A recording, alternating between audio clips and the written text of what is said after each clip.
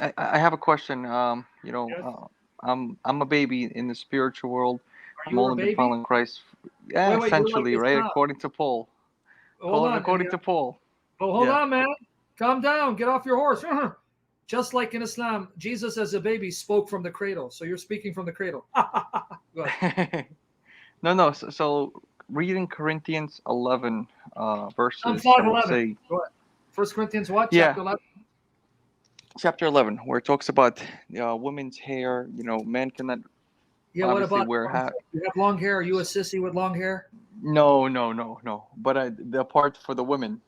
Yes. So it's kind of confusing. We're trying to we have a home What's based church and we're confusing trying you? to So I can understand. help you. What's confused so I can help you? I don't know what's confusing. Okay, what do women have to cover, or is their Yeah. hair the cover? Beautiful question, man. Beautiful question. If you Thank go you. with the ancient churches that go back to the time of the apostles, on the basis of this passage, women had to cover their hair, meaning have a veil, right? Why do I say if you go with the Yeah, ancient churches? Because in Protestantism, because I came out of Protestantism, it depends on which church and who's explaining. So if I look at the historic churches, if I look at the churches that still trace themselves to the apostles, the Orthodox churches, Catholic churches, Syrian church, I include in that as well.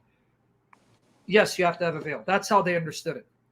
You come today in Protestant circles, and you're going to have people telling you the woman's long hair is their covering. Because in Paul says in 1 Corinthians chapter 11, verse 11, 16, her long hair is given as her covering. So if she has long hair, that's her covering. This is how Protestant churches will explain it. But if you ask them historically, if we go back to the time of the apostles and see the church from their time up until the present. So we look at the church at the 2nd century, 3rd century, 4th century. Did they say the long hair was the covering? Or if you have long hair, you should cover it with a veil? No, you should cover it with a veil. got it. Okay, I So it appreciate depends that. on what you want to follow. The ancient churches who were entrusted with the scriptures to explain them, to preserve them, to protect them from heretics and defend them, well, then you have to have a veil. Or you want to go with Protestantism, and everyone and his mother is now a scholar to tell you what the passages mean. Yeah. I know even in the Pentecostal church, well, one of my Exactly. friends, he's there. He was saying it's always debated. He even said in our church, it's Yeah, debated consistent. see, Protestants get upset at me, and let me make it clear because I don't think I make it clear enough. I know there are believers in the millions who are born of the Spirit, who love the Lord Jesus Christ, that are Protestants. May I never give you impression I don't think that. No, I know. But my beef is I want the fullness of the truth. And I want to see how the church before Protestantism understood the Bible. When you look to that church before the Reformation, then you're going to find that the things that are taught today are not found in the ancient church. And in Protestantism, you got thousands of different explanations. But here's what's beautiful. Catholic Church, Orthodox Church, whether Oriental Orthodox, Eastern Orthodox, the Assyrian Church, or Roman Catholic, they all agree veil. You won't find a dispute among them. Do you know that?